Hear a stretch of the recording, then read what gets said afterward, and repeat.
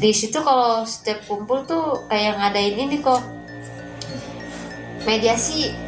Buat cowok itu ada khusus gitu kok, belajar apa sih namanya, ilmu tolak bala gitu. Dia kebanyakan sama ketuanya itu dipukul-pukul gitu kok, buak gitu. Dia setiap udahan mediasi muntahan oek itu keluar kayak apa sih, emang tuh dari situ Mia bisa ngeliat yang kayak begitu-begituan. Ya, ntar kalau lu pulang diomelin sama orang tua lu sebut aja nih nama ini gitu. Makanya papa yang nyebut dia tuh dulu sempat orang gila gitu, potong kan sama dia kuenya, tapi dia ngejilatin itu pisau sama dia dijilat-jilat.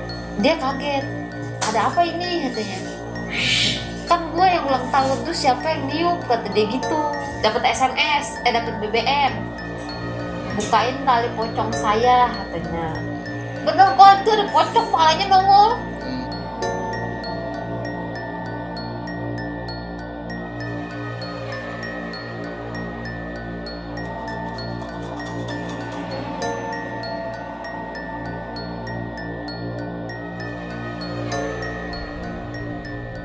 Selamat malam, kembali lagi bersama tim NKF Channel.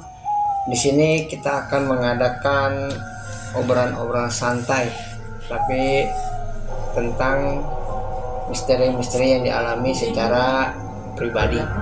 Nah, di sini kita udah ditemani dengan saudari Mia, karena Mia ini mempunyai cerita-cerita tentang mistis yang dialami pada waktu kapan? Waktu SMP kok. Oh, waktu SMP. Jadi di sini kita santai aja. Nah, berhubung Mia ini mempunyai pengalaman yang sangat-sangat jarang dialami oleh yang lain, maka dari itu kita langsung bertanya aja. Saudari Mia, sejak kapan sih dan tepatnya di mana tuh mengalami tentang hal-hal yang tanda kutip tidak orang lain bisa mengalaminya seperti ini gitu? Ya kan dulu kan waktu kelas berapa ya, 1 apa 2 SMP gitu ya, berapa tahun yang lalu itu Mia tuh sempat belajar kayak gitu kok. Seperti apa tuh biasanya yang dilakukan semasa remaja seperti itu? Kan kebanyakan gitu, masa remaja seperti itu kan keinginan tahunya tuh banyak gitu. Jadi ini yang keinginan tahunya itu tentang hal apa sih? Ya pengen bisa ngelihat kayak gitu sih. Terus itu Mia punya temen lah gitu, kakak kelas. Dia punya kayak anggota gitu, nggak tahu ya itu Mia sampai sekarang juga belum tahu itu ilmu hitam apa ilmu putih. Nah kita tuh diajak masuk ke geng, namanya geng itulah gitu. Nah setiap pulang sekolah tuh Mia kumpul sama dia di salah satu kalau kata itu mah ketuanya gitu. Ketuanya tuh ada cewek sama cowok, dia tuh pacaran. Cuman udah tua sih. Nah pokoknya setiap kita pulang sekolah ke situ, itu tuh di situ kalau setiap kumpul tuh kayak ngadain ini kok, mediasi. Cuman mediasinya itu buat yang si cewek ketuanya ini khusus untuk dia aja, dimasukinnya ke dia doang, nggak ke kita cuma ngeliatin doang dia ngomong apa segala macem gitu. Nah terus itu udah tuh pas berapa bulan itu cuma mediasi aja.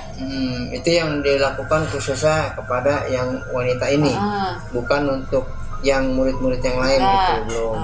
Nah terus selama sebulan apa 2 bulan tuh ngikutin terus.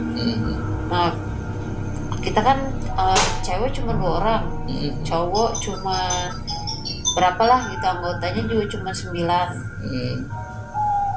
Buat cowok itu ada khusus gitu kok, belajar apa sih namanya, ilmu tolak bala gitu. Seperti mengundang makhluk atau mengolah raga gitu? Kayak silat-silat gitu, tapi kalau itu dia kebanyakan sama ketuanya itu dipukul-pukul gitu kok, buak gitu. Tenaga dalam. Biar dia kebal gitu kali ya. Nah, udah tuh. Terus pokoknya lama lah Mia ngikutin proses itu. Lama sampai kita tuh ada pelantikan juga. Pelantikan anggota. Ada seleksi ya lah. Pelantikannya. Nah, posisi Mia agama Mia masih Kristen di situ ya. Terus itu kan belajar kan tentang ilmu agama kayak Islam gitulah. Pokoknya ada baca-bacaan gitu. Cuman di Mia itu kan Kristen sendiri, Mia dispesialin maksudnya pas pelantikan itu nggak baca-baca kayak bacaan Arab gitu-gitu, cuman disuruh nyebut apa Tuhan Yesus gitu doang tuh di salah satu masjid kita pelantikannya. Terus itu pas kita semua dinyatakan lulus kita dapat baju gitu. Terus itu sudah kita udah lulus tuh, setiap hari kan Mia pulang sekolah kumpul terus. Setiap kumpul itu seperti biasa si teteh ini mediasi lagi, ngomong ya lupa lah kalau masalah ngomong apa gitu. Tapi setiap dia udahan nih kok udahan mediasi, nggak tahu ya apa namanya Mia masih belajar gitu, dia setiap udahan mediasi muntahan oe itu keluar kayak apa sih, intan apa sih yang putih tuh nih kayak gini itu loh. Dia nggak tahu apa itu pas dia lagi itu diselipin apa gimana, pokoknya setiap mediasi itu dia keluar itu selama kita udah proses itu apa sih namanya ya pelantikan itu. Itu sampai banyak kok, sampai dikumpulin, pokoknya setiap hari tuh dia pasti muntah keluar itu. Nah, sebelum masuk yang gaib-gaib lain tuh dia karuhunnya tuh kakek gitu. Terus itu udah tuh Mia ada pelantikan sekolahan, emang tuh dari situ Mia bisa ngeliat yang kayak begituan. Tapi memang awal sebelum melakukan kegiatan ini, sebelumnya kan belum bisa melihat tanda kutip ya dengan hal-hal gaib itu memang belum. Terus itu Mia pelantikan bisa lah ngeliat-liat ya setan ada di sono gitu-gitu, udah bisa tuh ya makhluk-makhluk astral lah ya gitu. Sampai Mia sempet kabur dari rumah gara-gara ada rapat kita punya satu masalah gitu. Mia kabur dari rumah, rapatin, ketahuan malam pulang, Mia nggak ada, digebukin kok pakai sapu kan, sampai sapunya patah. Namanya orang tua kan kesel kali ya anaknya nggak ada tengah malam. Tapi Mia dikasih tahu nih makanya ntar kalau lu pulang diomelin sama orang tua lu sebut aja nih nama ini gitu.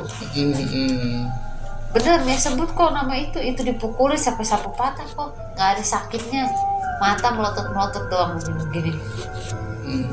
Itu yang melotot itu khusus kamu atau yang mama kamu yang mukulin kamu? Mia yang melototin papa. Oh papa.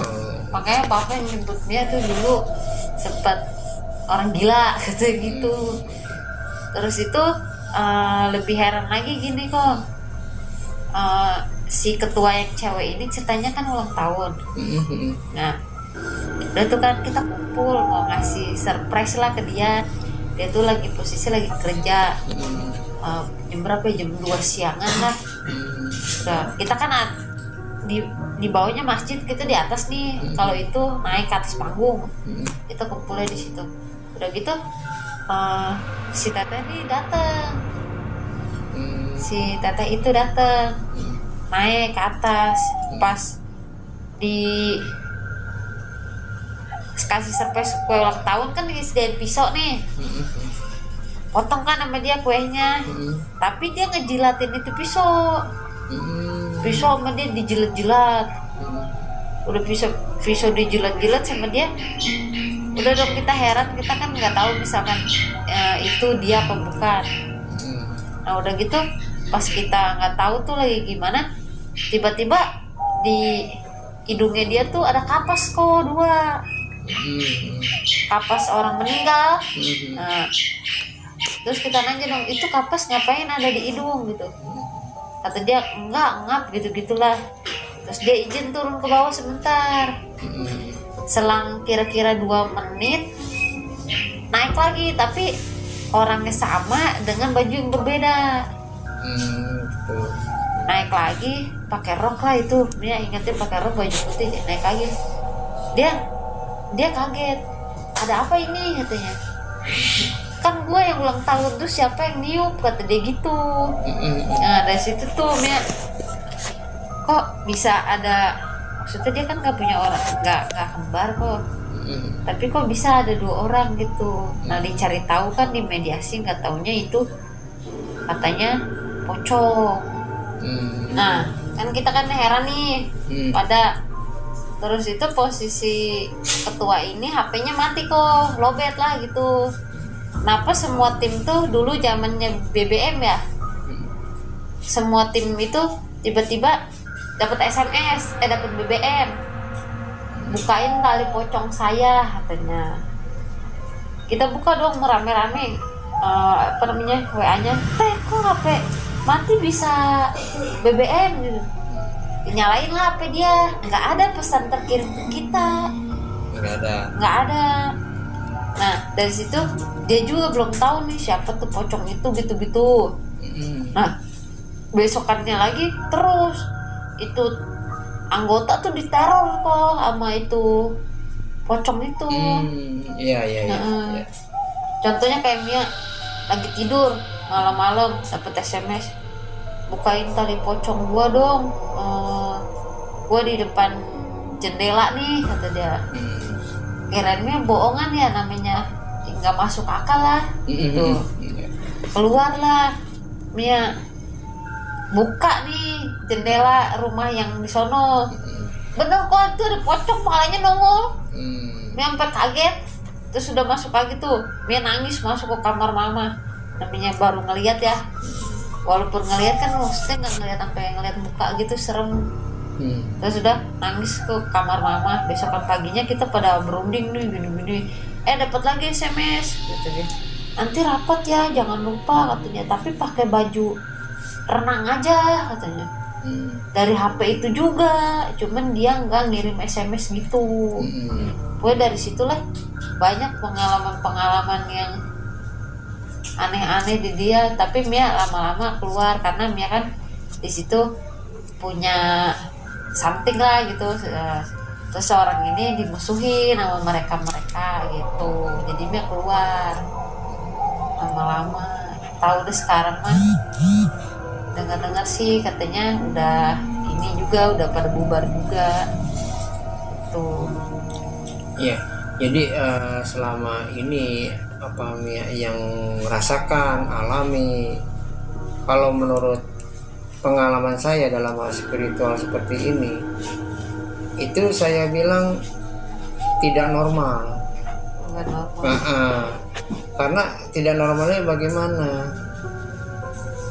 Hawa yang negatif pun bisa menghampiri, apalagi bisa seperti melihat secara langsung dan secara teror seperti itu. Memang akal manusia dengan akal hal spiritual itu tidak akan bisa sepenuhnya nyambung, tidak akan, karena tidak akan pernah ketemu jawabannya dalam hal ilmu pengetahuan ke arah yang gaib. Jadi kalau menurut saya pengalaman Mia itu sebenarnya memang diawali dengan ilmu olah tubuh yang berdasarkan bacaan-bacaan, tetapi untuk menyatukan ke badan itu secara spiritual yang baik itu tidak bisa, karena yang timbul itu ya memang meresahkan. Selain meresahkan juga bisa ketakutan yang timbul seperti itu. Jadi menurut saya memang itu tidak baik sebenarnya. Dan ini juga pemirsa, kejadiannya ini juga pernah dialami oleh beberapa anak yang mengalami trauma. Salah satunya pernah saya temui itu di daerah Cibodas, pegunungan. Dan satu ceritanya juga ini memang hampir sama. Apakah ini sama atau tidak, mungkin Mia yang merasakan. Ketika perceraian keluarga antara ayah dan ibu itu membuat trauma kepada anak ini yang berumur sekitaran kelas 6 SD. Postur tubuh anak ini memang dibilang kurus, kecil. Nah, dalam perceraian ini mamanya menikah lagi dengan seorang laki ya. Nah, akhirnya lama kelamaan anak ini pun mempunyai dendam. Dendamnya karena apa? Karena dengan caranya mendidiknya orang tua yang baru ini, khususnya dibilang papa tiri, itu dengan kasar. Contoh dengan cara membangunkan ketika dia harus pergi sekolah atau bagaimana, dengan cara menendang badannya. Nah, selama perbuatan itu dilakukan oleh bapak tirinya, dia merasa dendam. Nah, ketika itu juga sama seperti apa Mia yang rasakan gitu.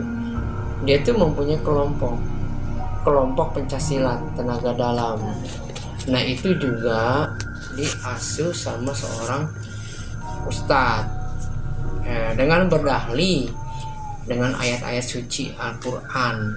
Nah, tetapi yang membedakannya ini yaitu hasil daripada apa yang diolah di badannya.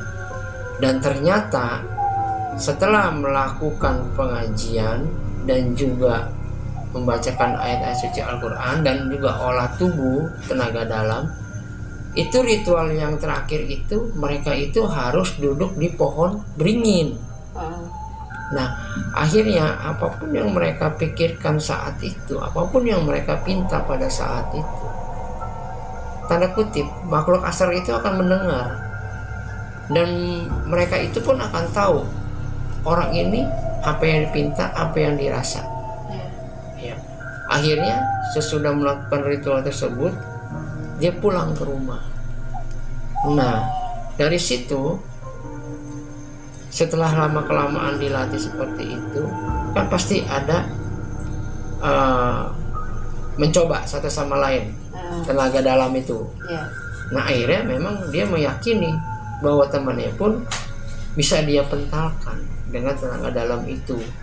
Nah, akhirnya dengan segala kebencian yang dia tanam di dalam hatinya atas perlakuan papa tirinya itu, satu-satu ada kejadian pemirsa.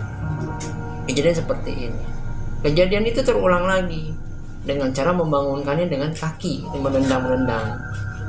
Akhirnya kaki yang ditenangkan ayah tirinya itu kepada dirinya, dia tangkap, dia lempar. Dia hanya bilang begini, langsung ditahan begini, dar. Ayah tirinya mental. Setelah itu saudara-saudaranya yang laki yang perempuan memegang dia. Itu 6 orang dipegang. Akhirnya dia hanya menggentarkan kakinya ke bawah 3 kali. Itu semuanya pada mental semua. Saudara-saudaranya itu. Iya, akhirnya setelah pada terpental semua, dia langsung berbentuk seperti macan.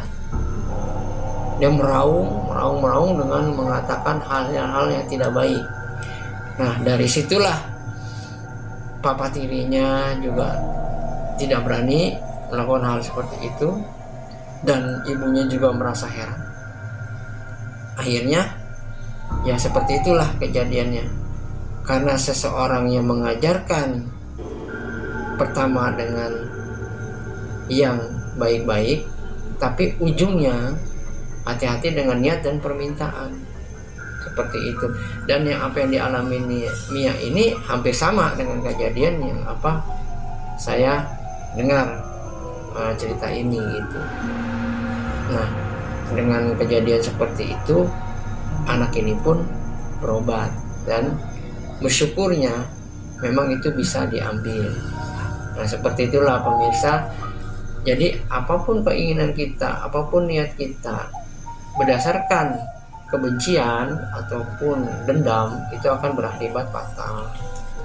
Dan saya juga merasa cerita Mia ini juga buat pelajaran pemirsa juga gitu. Olahlah dengan baik niatnya, raganya, tubuhnya. Nah kan dari Mia belajar ilmu-ilmu kayak gitu kan, terus itu kalau Mia ke suatu tempat itu entah tuh palanya sakit kan, Ya.